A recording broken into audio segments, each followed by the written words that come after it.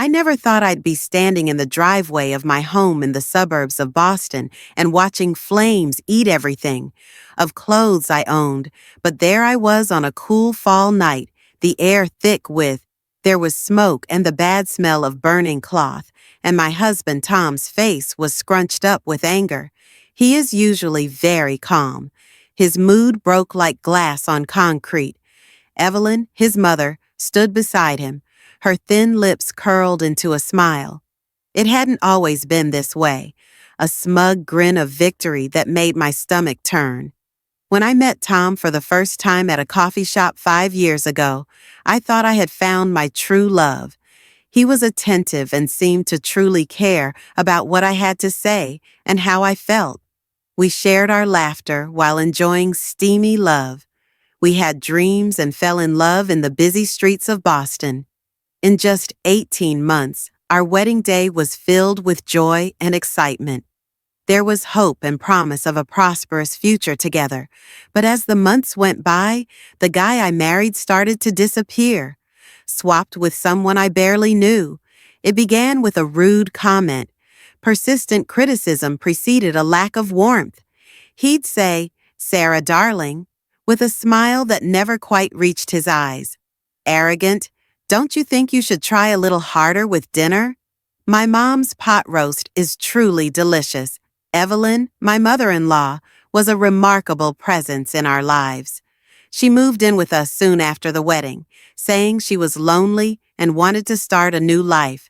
I first tried to make her feel welcome by inviting her to build with the woman who had raised the man I loved, but it was clear to me right away that Evelyn saw me as she was never decent enough for her son, and every day was a battle. Evelyn picked apart everything I did, from the way I dressed to the things I said. I folded the laundry, and when I put flowers in the living room, Sarah would sigh and shake her head. Over-the-top disappointment meeting. I assume you didn't learn these lessons as a child. Let me show you. Tom stood silently, observing his mother's process. It hurt my confidence and sense of self-worth. I tried to tell Tom about it to help him understand how I was upset about my mom's behavior, but he consistently ignored my concerns. He'd shrug and say, "She's just set in her ways. You need to learn." I had to swallow my pride, bite my tongue, and try to be nice to her. They both thought I would be a wonderful wife and daughter-in-law. But tonight, something broke inside me. It's a simple thing, really. Evelyn asked me to prepare her favorite French dish, a task that I find challenging. I spent hours in the kitchen following the recipe, exactly because I was determined to show that I could. When I finally served Evelyn dinner, I made sure to do one thing right. As I put the plates on the table, my hands were shaking a little.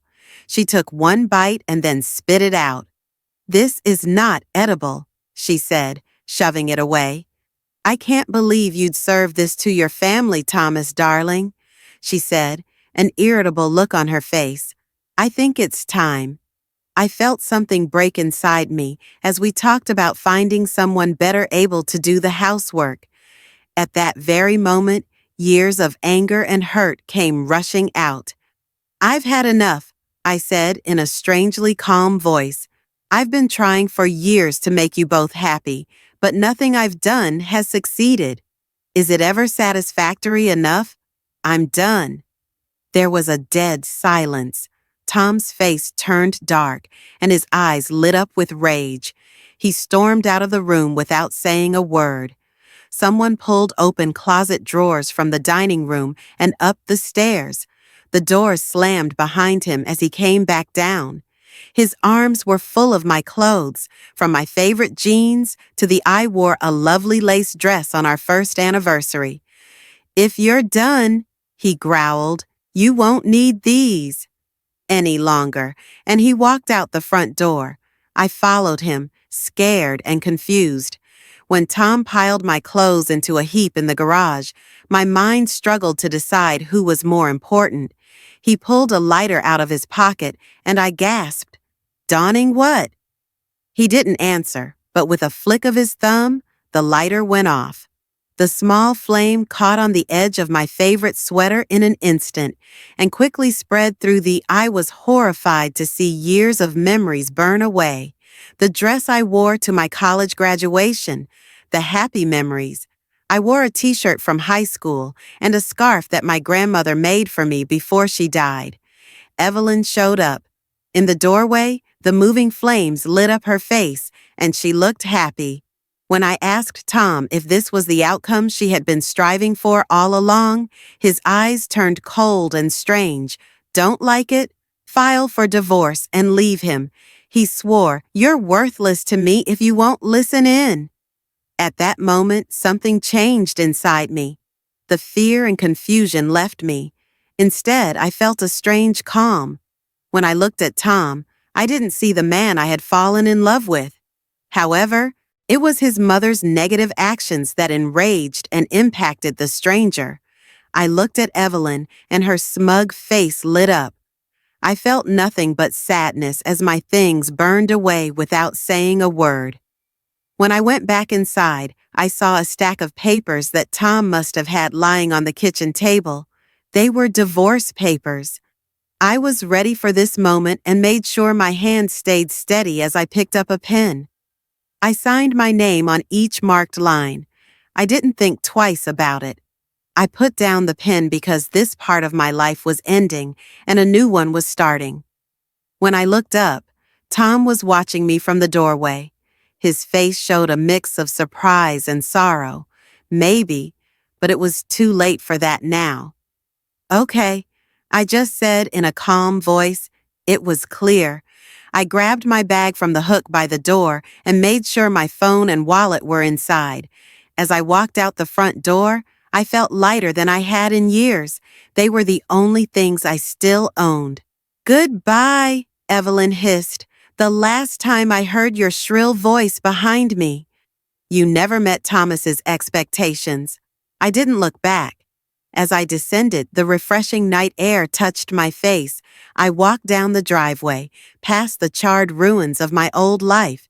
We recognized the streets from our neighborhood, past the park where Tom and I used to enjoy picnics, and stood in front of the elementary school. With each step we discussed, I felt like I was moving further away from the prison my marriage had become. Head of an unsure but hopeful future, I walked for what seemed like hours. Where would I go, and what would I do?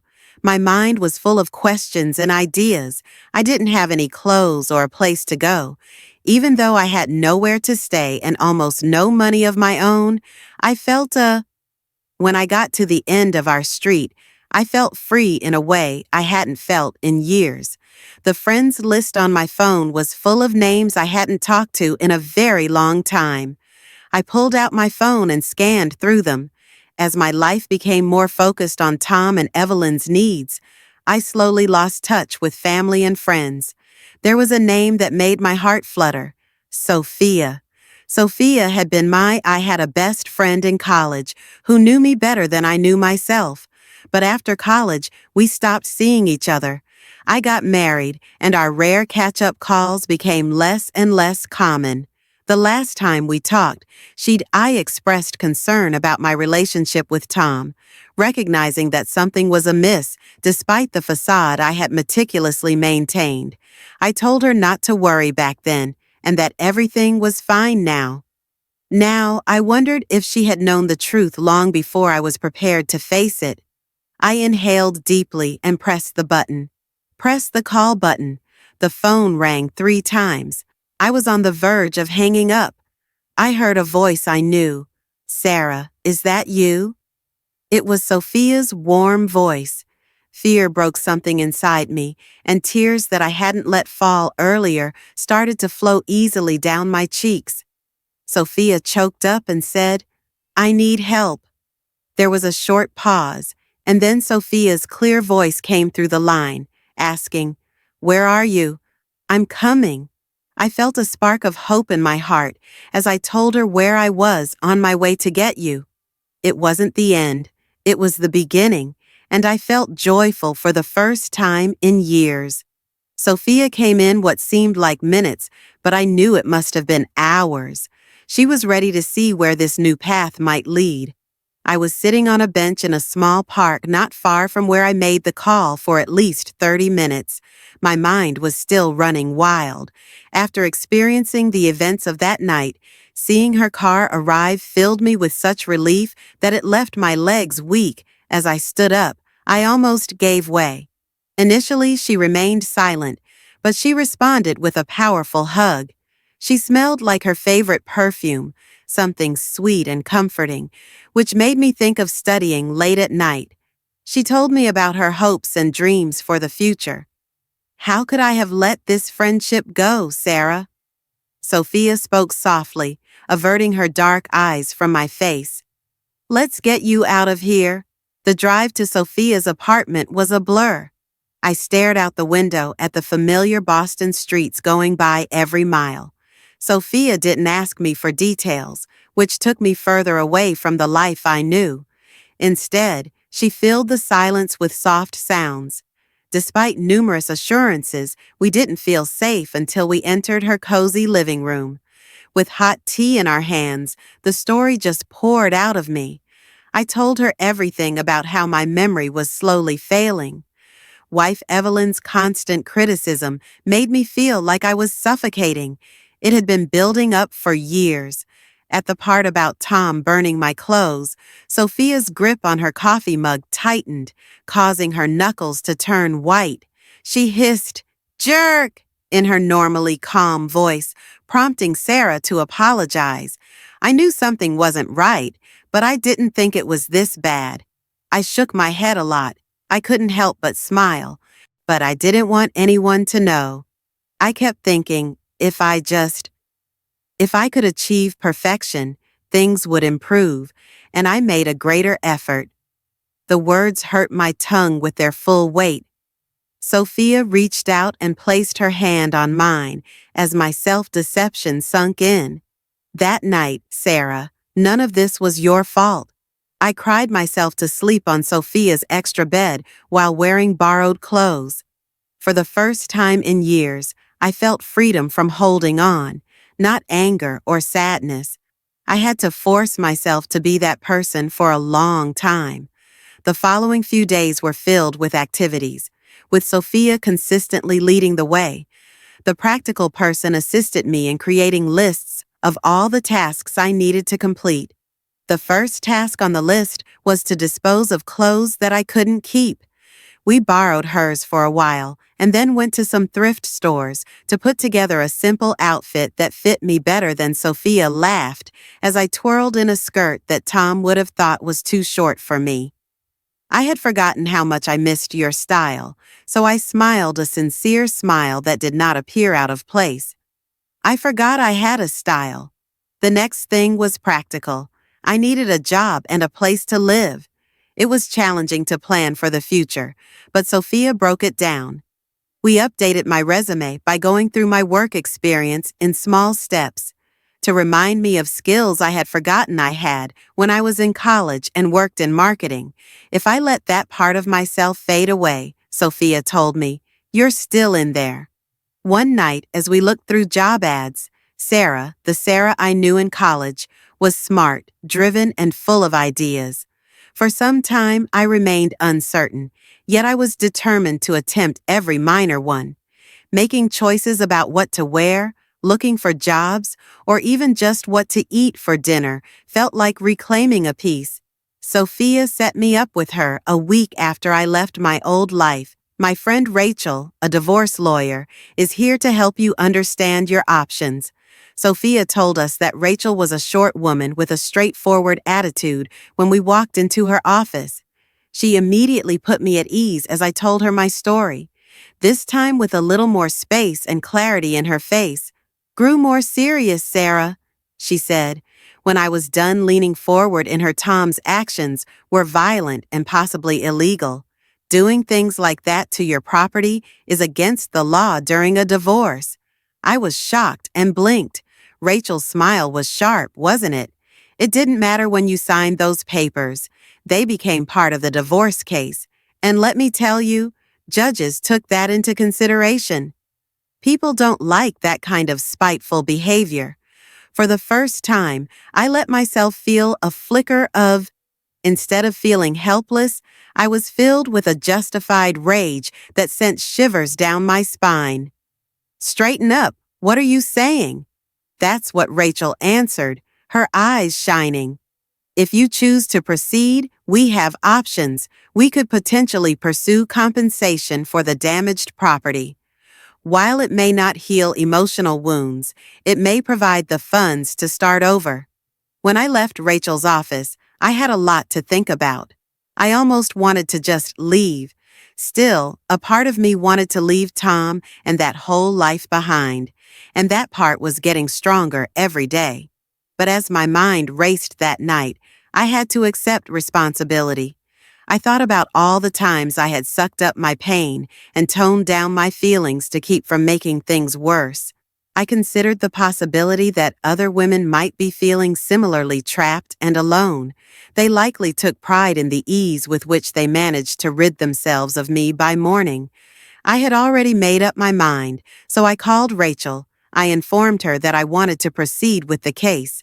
The next few weeks were filled with meetings with lawyers, paperwork, and other tasks.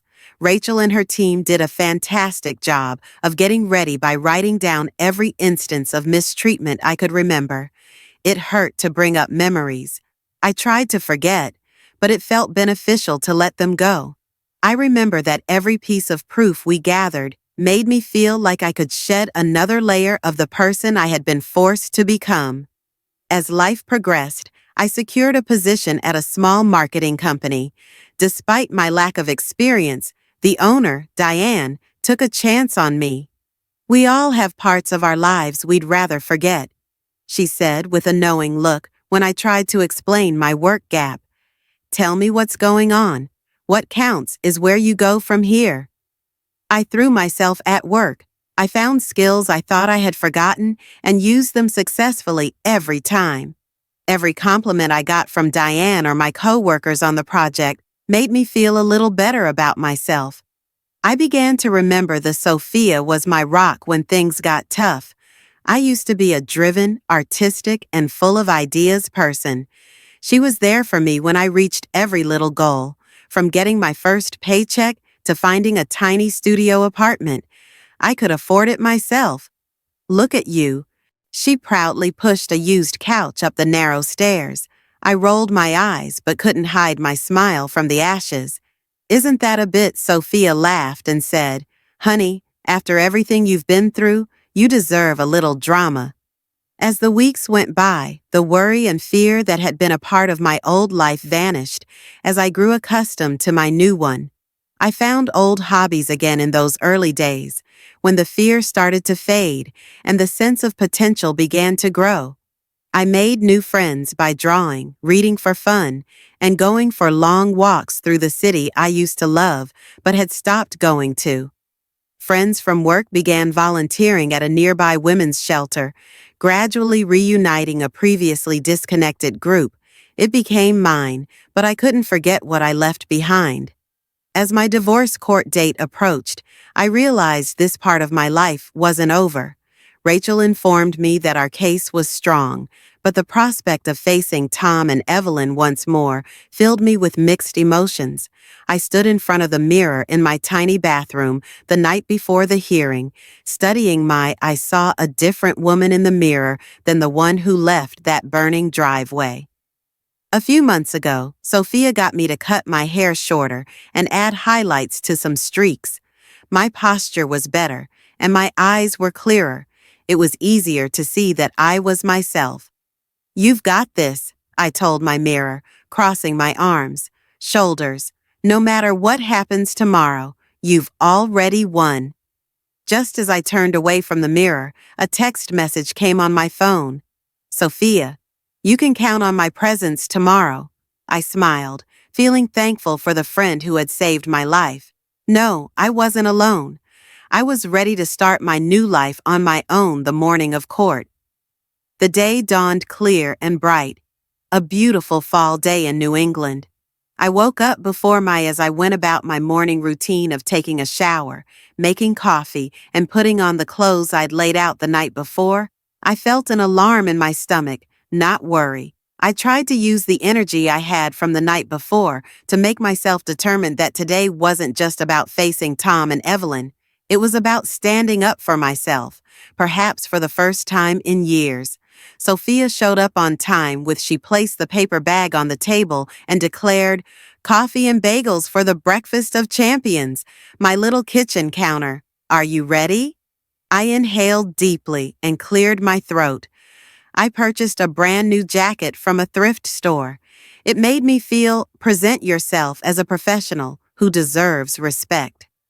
The ride to the building was quiet, with everyone deep in thought. I watched the familiar. As the Boston streets roll by, I think about how I felt like a stranger in my own life not long ago. With nervousness in my stomach, I felt grounded and present in a way I hadn't been before. Rachel met us on the steps of the building, with her briefcase in one hand and a tablet in the other. "Good morning, Sarah," she said in a quick but friendly voice. I told her, "You're feeling nervous," but she nodded and said, "Good memory. We're ready for this. You know your story better than anyone else. Tell the truth and let me take care of the rest." As we walked into the building, I saw Tom standing there. With his lawyer and, of course, Evelyn, my steps slowed down for a moment. Old fear was washing over me. Tom looked smaller and less scary than what a formidable figure he had become in my mind. Evelyn, on the other hand, looked like she was ready for war. Sophia grabbed my arm and looked straight ahead as soon as she saw me, said, "They can't hurt you anymore." The next few hours went by quickly. I sat at the table with Rachel and tried to keep up with the court proceedings and testimony. As Tom's lawyer told their side of the story, they used the fact that I didn't say anything to make me look insecure. It was hard to hear Tom nod as he spoke about the selfish person who had quit a good marriage on a whim. It seemed as though this version of events was the only accurate one. But when it was our turn, Rachel stood tall and sure. Her voice was clear. "Your Honor, we're not just here to finalize a divorce today." She clearly outlined our case for a pattern of emotional abuse and financial wrongdoing, showing proof of Tom's controlling behavior by cutting me off from family and friends and slowly destroying my freedom. I heard a few gasps from the crowd when she explained what had happened to my clothes. When it was my turn to speak, I looked up and caught Sophia's eye. She gave me a hint. The judge said in a serious voice, "I got a boost of courage from that, Mrs. Henderson. Please use your own words to describe what caused your marriage to end." I took a deep breath and started to talk. I told them how happy we were about the overtime. I noticed small changes, persistent complaints, and a shift in my focus toward Tom. Following Evelyn's instructions, I told her about the night Tom burned my clothes. My voice was almost unsteady as I spoke. It was heartbreaking to witness the destruction of years' worth of memories. "Why didn't you leave sooner?" During cross-examination, Tom's lawyer asked me a question that made me feel like he had caught me lying. I looked him in the eye. I took things slowly because I loved my husband and believed that if I worked harder, I could make matters better. I had forgotten that I deserved better at some point and assumed that things would improve. During my statement, I tried not to look at Tom or Evelyn, but as I got off the stand, I caught a glimpse of Tom's face.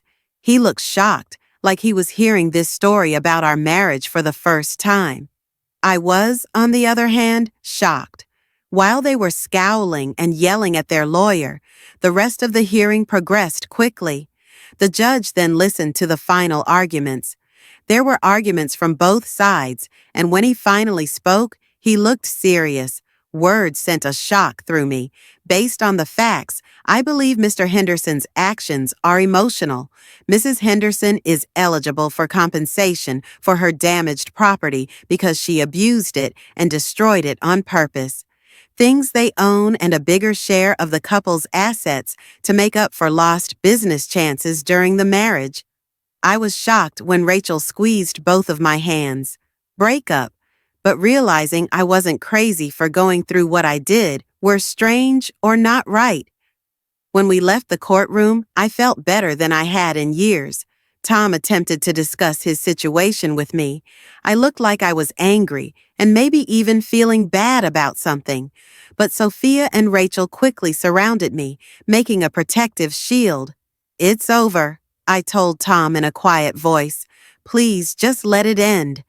It appeared he was about to argue, but Evelyn grabbed him and yelled at him in a loud voice instead. As I watched them leave after losing the case, I felt a strange mix of sadness and relief. I could no longer worry about them. The fall sun was warm on my face. Sophia laughed and hugged me. "You did it, Sarah. You were amazing in—" Rachel was quieter there, but I could see happiness in her eyes. "It turned out well. She said the money should give you a strong base to rebuild on." I still nodded. "Thank you both so much. I couldn't have done this without you." We toasted with sparkling cider at lunch, as it's too early for champagne. Sophia had laughed.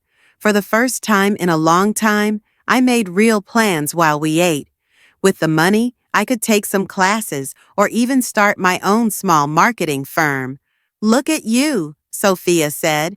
"I can almost see the wheels turning." I smiled and felt an exciting rush. There are so many possibilities now that it's getting a little late. Rachel nodded, understanding that it's normal to feel that way. Start a new chapter, knowing you don't have to figure it out. You've been through a lot. That night, as soon as I returned to my tiny apartment, I sat on the windowsill. Seeing the city lights, the events of the day were still registering in his mind. The court victory and the plans for the knowledge that I could really make my life the way I wanted it to be. As I stood in that driveway and watched my things burn, I thought about the woman I had been just a few months before. You could go back to her and reassure her that it was okay for her to return after this moment of destruction. Sophia sent me a text message while she was still on Victory High. "Don't forget about lunch tomorrow to keep the party going." I smiled and typed back a quick reply. On a whim, I opened my laptop and started a new document, Emerging from the Ashes. I typed "Survivor's Guide to Rebuilding" at the top. I wasn't sure what it would become, a blog, a book, or maybe just a guide. In my personal journal, I wanted to share this journey to help other women in similar situations. As I started to write, I felt a sense of purpose come over me. The path ahead wasn't clear, and I knew there would be problems. Starting over in life isn't easy, but whatever happened next, I would be happy for the first time in years. Handle the situation independently and maintain a positive attitude. The girl who walked out of that burning driveway could have been despite her brokenness. The woman sitting here was ready to destroy the world in the best ways. In the weeks after the court hearing, my life fell into a new rhythm that I dived into. Work-making Diane was impressed with my hard work and new ideas in my tiny apartment. I felt like hope was filled with used furniture and the few things I had saved from my old life. I was slowly getting better, but I still couldn't help it as I moved forward. I wasn't hearing anything about Tom and Evelyn. I was thinking about how they were handling things after the court's decision. I haven't heard from either of them since that day, and I told myself that was a positive thing. It was a clean break. When the storm finally stopped on Saturday morning, I was at my favorite coffee shop. I worked on my blog with my laptop open. Rising from the Rashies had begun as a personal project to help me deal with things. Despite everything I'd been through, to my surprise, women from all over the world were starting to show interest in it. Reaching out and sharing their personal stories of escape and rebirth, I was in awe. As I worked on correcting my most recent post, a shadow fell across my desk. When I looked up, I thought I saw a barista giving a refill, but instead, I gazed intently into the face of my former neighbor, Linda Sarah. Her voice was shaky, and her eyes were wide with surprise. "I thought it was you," So I smiled and motioned for her to sit down. Linda and I had never met before. Having been close to Evelyn made that possible, but she was always nice. "Hi, Linda. How have you been?" She sat down in the chair opposite him and asked, "Hi, Linda. How have you been?" I saw a mix of interest and worry in her eyes. "I've been doing well." "Sarah, do you believe what they say about Tom? They broke my heart." Without missing a beat, she asked, "What are they saying?" "What are they saying?" Linda leaned in and lowered her voice. "Two men in suits were seen all over the neighborhood at your old house. Lawyers, I heard that Tom hasn't been himself since last week." As I sat back and considered this information, a part of me wanted to ask for it. More information was needed to fully understand what was going on. But another part, the part that had worked so hard to move on. "Hold on, I'm not really in touch with Tom anymore," I said carefully. "I'm sure he'll handle it," Linda said, but I could see the questions in her eyes. As soon as she attempted to ask another question, I shifted the conversation to a more secure topic. Her grandchildren. It was unusually warm when she left, and she promised to keep in touch. My mind was racing, and I tried to concentrate on writing but couldn't find the words. I finally put my things away and went home, but my mind was a mess. I found myself walking along a familiar path, not to my new flat, but to the house I used to share with someone. Tom, I told myself I was just interested, and that going down memory lane wouldn't hurt. But as I turned the corner onto our number Tom Street, I felt my heart beat faster. A sleek black car that I didn't see was parked in front of the house. Noticed that two men in sharp suits were exiting with briefcases in their hands. Far away, I could see the grim determination on their faces. My heart was racing, so I hid behind a nearby tree. What the heck was going on? Did these guys match the ones Linda had mentioned? When the front door opened, Tom came out looking different from how he usually does. He looked like he hadn't slept in days. His hair was messy and his clothes were a mess. The guys approached him. I couldn't hear what they were saying because I was too far away. But I saw Tomko's face turn pale as he ran his hand through his hair. I remembered very well how worried he looked when he ran his hand through his hair. Suddenly, a high-pitched voice cut through the air. She appeared in the doorway, her face flushed with anger. "Thomas, don't you dare speak." Without me, one of the guys turned to her and said something that made her jump back as if she had been hit. I was amazed as the dynamics I had known for a long time seemed to fall apart right in front of my eyes. The group vanished. They disappeared into the house, leaving me standing there alone and confused. Going to see Tom and Evelyn face the consequences felt like justice after everything they had done to hurt me. I wasn't completely comfortable and felt just a little sympathy. I shook my head and attempted to calm down. To clear my mind, this was no longer my issue. I needed to focus on my own life. I took a deep breath, turned around, and walked away, pushing myself to do so. I tried not to think about the past that night, but I couldn't shake the image around 2 a.m. I saw Tom's tired face in my mind. I gave up on trying to sleep and went to bed. I almost didn't notice that I was on social media when I pulled out my laptop. I couldn't for months because Tom's page was still open to everyone. I felt as though I was constantly observing images from someone else's life, such as business dinners, golf trips, and forced smiles with Evelyn. Although they were close, the most recent posts were different and made vague claims. The comments were a mix of worry and barely concealed interest about tough times and personal growth. I shut down my laptop and felt uneasy. What was I doing? I had worked so hard to move. I continued to focus my life on things other than Tom and Evelyn. Yet here I was watching my ex-husband online in the middle of the night. When I woke up the next morning, I received a series of texts from Sophia inquiring, "Have you seen the news?" The first one made my heart race, so I clicked the link. The title that she sent me made my blood run cold. Investigators are investigating a local businessman for financial misconduct. The narrative lacked clarity, yet a single line caught my attention. The separation of Thomas Henderson might have raised some issues. I was shocked. Was this because of as we went through the divorce process, a close examination of our finances revealed something more significant?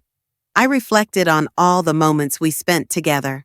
When I asked Tom about our expensive way of life, he told me not to worry my pretty little head off about it. Say, patting my hand like a child. I asked myself, had I been living in the middle of something awful without realizing it? My phone rang again, Sophia calling. I picked up, but my voice was shaking. She asked without saying anything first. Yes, I was able to handle Sophia, but I don't know how to sense of this. She was quiet for a moment. You don't need to feel anything. Sarah, this mess is his and not yours. I knew it wasn't mine as soon as she said it. Simple as that. My name had been associated with Tom's for years. What if people thought What if this study brought up things from my past that I'd rather not talk about? Finally, I said, just to be sure, I think I need to talk to Rachel. I'm safe, I guess Sophia agreed, saying she'd check in later after we got back. After I hung up, I stared at nothing for a long time. I had worked hard all my life. What had been so hard to build over the past few months suddenly felt weak, as if the ghosts of my past could break through. I was shocked at first, but as the shock wore off, I felt something else stirring in my chest. I was determined to get through it. I stood up to Tom and Evelyn in court and rebuilt my life from the ashes. The storm was coming, but I was ready for it. I opened my laptop and went to my blog. I looked at the keys for a moment before I started to type. Just when you believe you've moved on from the past, it resurfaces to haunt you. I am coming from behind, but here's the thing about storms. They are strong. Indeed, their duration is limited, and they often leave the air in a cleaner state than before. As I wrote, I felt my stronger resolve. This was just the start of a new story with more challenges. I wasn't going through it by myself this time. Sophia Rachel, one of my fans, and most importantly, I was smarter and stronger than I had ever been before. I was prepared to confront the approaching storm. The next few weeks were full of action and feeling. After being shocked by the news of Tom's investigation, I jumped right into getting ready. Rachel, you are always the voice of reason. Reason told me to get any financial papers I still had handy, because it's better to be safe than sorry. She said in a strong but reassuring voice. I spent the evenings reading old bank records. There were bank bills, tax returns, and other papers all over my dining room table. It's strange to witness our life together, being reduced to transactions and figures. Each sentence reminded me of the life I had left behind and the progress I had made. At the same time, my blog kept going. Grow. I wasn't sure if I should write directly to Tom about the problem, but in the end, I decided to do so.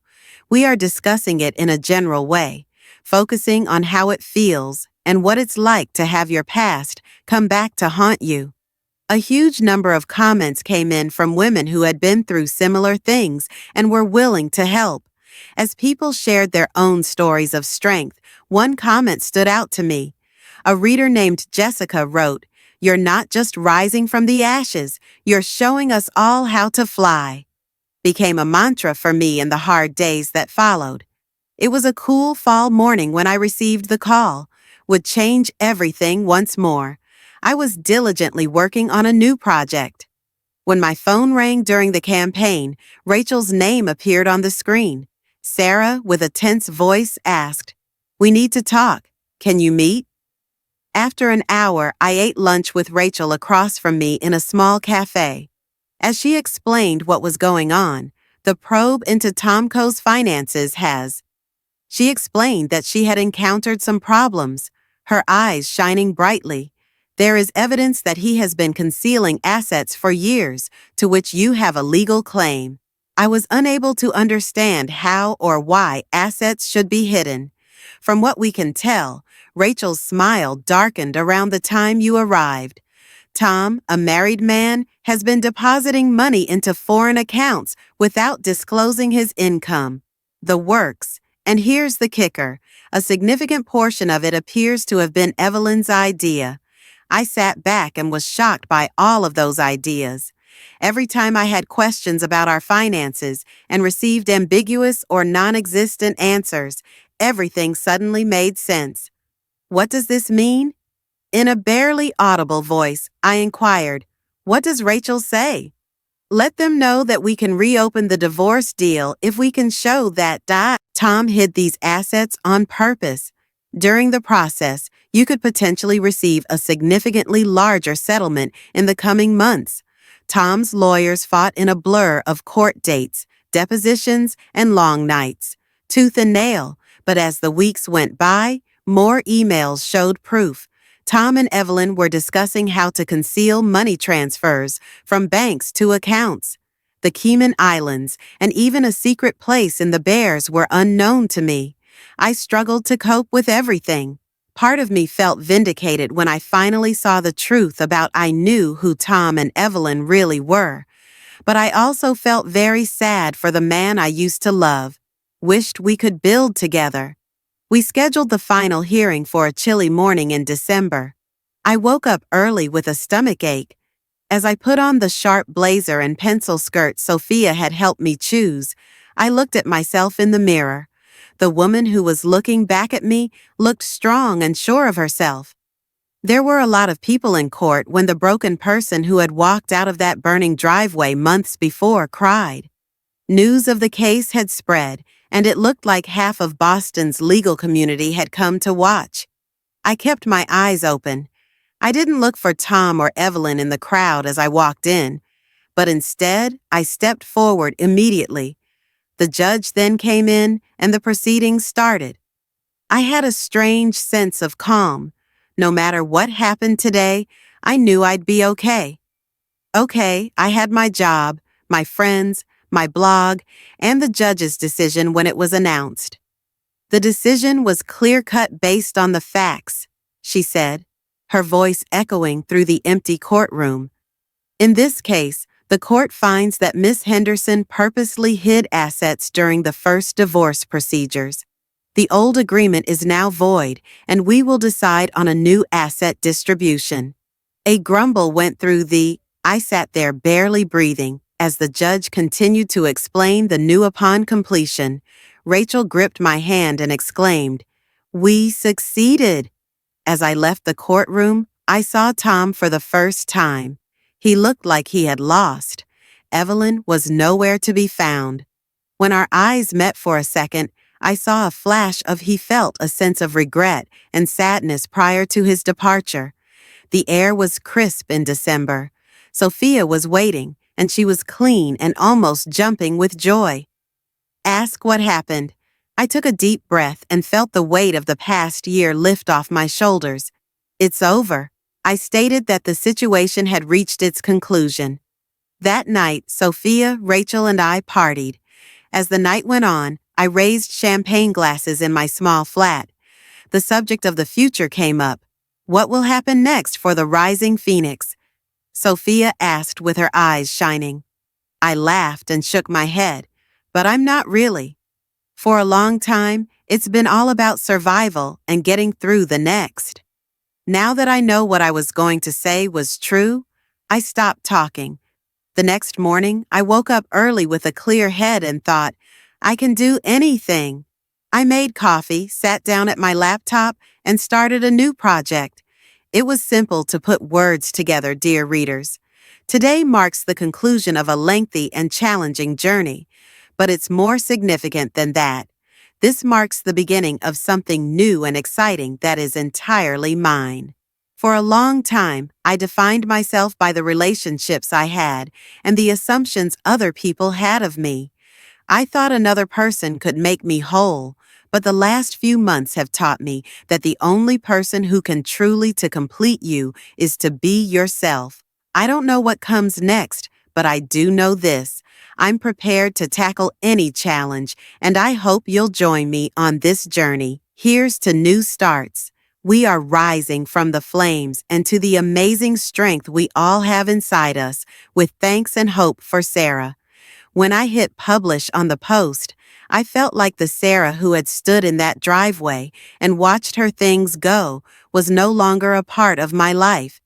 Byrne had vanished, leaving behind someone stronger, smarter, and more. Maybe the settlement money would give me choices I didn't have before. I would either go back to school or start my own business. I might also take a trip to see all the I had always dreamed of going to places I had never been brave enough to go. But that was a choice for another day. For now, I was pleased too. I sipped my coffee in my small but cozy apartment and looked out at the city of Boston.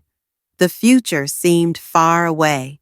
As the sun rose higher in the sky, I saw a city that was full of prospects.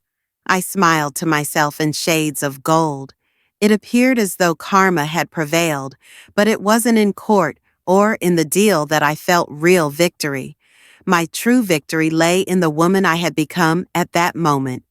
Next, I was more than ready. I was excited for the first time in years. I understood that maybe I had never been truly free in all my life. As winter transitioned into spring, I encountered a pivotal moment. The settlement freed me for the first time as an adult. The money from the settlement was in the bank. Choosing my own path was both exciting and scary. I started small, giving myself time to get used to it. I had time to really think about what I wanted, so I went for long walks through Boston Common and watched the city come alive. When I returned to life after the long winter, I ventured into new endeavors. I took art classes at whether it was a course for beginners in rock climbing or a creative writing group over the weekend. Each new experience felt like a discovery. It brought out a part of me that had been buried for years. As my blog grew from a personal journal to women from all backgrounds spoke out about surviving and starting over.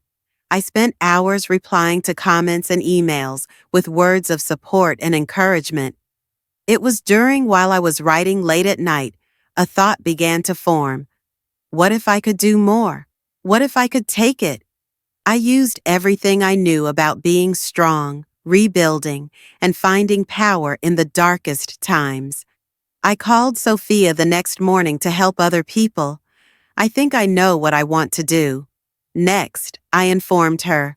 I'm ready to listen as soon as she picks up. She answered, and I could hear her. With a smile on her face as we sipped coffee at our favorite cafe, I told her what I was going to do.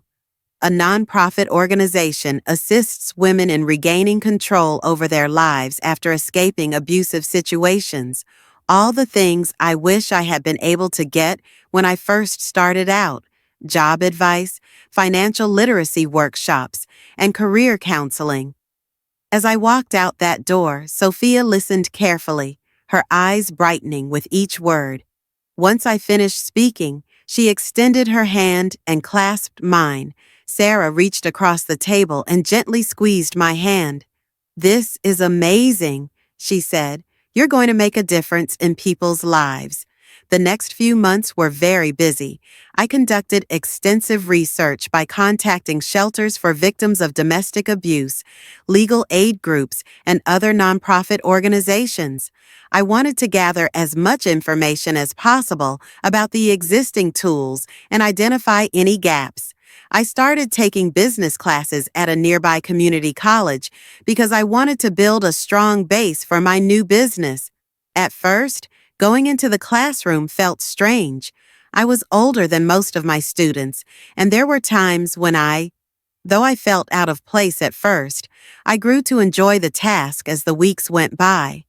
I discovered a passion for learning that I had previously overlooked. It was in one of these classes that I met Yasmin, a young man, We were preparing for a group project when I noticed a woman with a sharp mind and quiet determination, which inspired me to reflect on my own abilities. She slowly told me about her past as we worked together. She had left a toxic relationship and was now trying to make a new life for herself and her young daughter. When we were done with work one night, she told me, "Sometimes I wonder if I made the right choice if I'm strong." When I thought about my own doubts and fears, I felt a rush of empathy. "You are enough to do this on your own," I told her. "For sure you're trying to be strong by being here, Jasmine, and not by yourself." That night, while driving home, I couldn't help but think about Jasmine and all the other women who were out. Their shared struggles strengthened my determination to turn my charity into a reality. Summer came around. It gave me a sense of renewed energy. I already had a basic business plan, and with Rachel's help, I was able to make it better. With the help of a lawyer, I started the official process of registering my group. We chose the name Phoenix Rising as a tribute to my own journey and the power of strength to change things. The word spread about what I was doing, and the support I received from my former coworkers overwhelmed me. Marketing days provided assistance with branding and promoting the event, while local businesses reached out to discuss potential partnerships, sponsored events. Even my landlady, Joe, a rough but kind man, offered we received a discount on a larger office space, but the most unexpected assistance came from Source One Sunny. The phone rang while I was knee-deep in work in the afternoon. The number wasn't known, but I had to answer Sarah's call. The voice on the other end was rough but familiar. That made my heart flutter. "It's Linda, your old neighbor. I remembered meeting Linda by chance at the coffee shop months ago." "How are you?" There was a pause, and then Linda quickly said, "I've been following. Sarah, I love your blog and what you're doing with this new group. Years ago, when Linda shared her story with me, I could have used it. I didn't know she had left an abusive first marriage before she moved into our area. I felt a mixture of emotions. She was filled with sadness for her past experiences, anger towards the system that had let her down, and a renewed sense of determination. "I want to assist." And Linda made it clear to me that you need help with fundraising. By the time fall arrived again, Phoenix Rising was ready for anything, something more than just an idea.